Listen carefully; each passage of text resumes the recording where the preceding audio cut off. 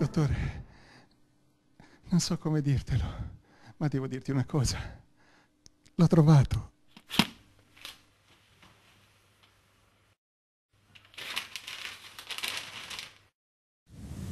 Preparati. Domani si va a caccia.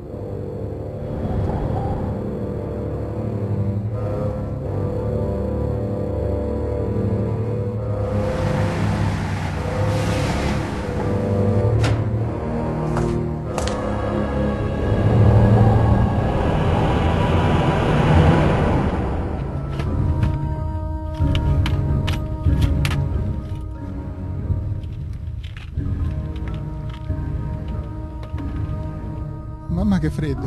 Ma dottore, proprio oggi bisognava venire qui. Non so, potevamo scegliere un'altra giornata, magari con un po' più sole, eh? Pensi che loro ti aspettino?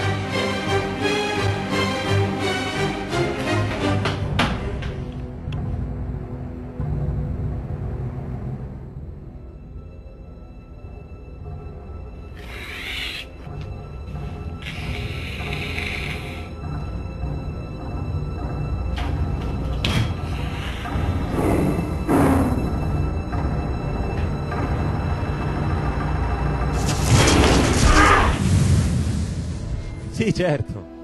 Magari per l'ora del tè. Sì, magari potrebbero prepararmi dei pasticcini con le fragole, una bistecca al sangue, una pizza con dei pomodorini.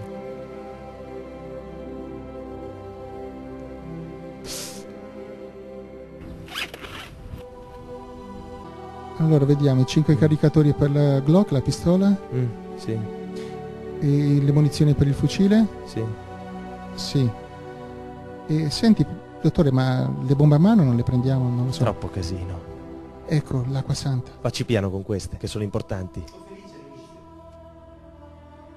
Comunque, posso venire anch'io questa volta? No! Perché io, a dire il vero, non ho così tanta paura dei vampiri.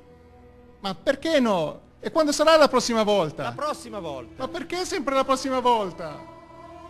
Io prendo freddo stare sempre qui, di fuori, da solo.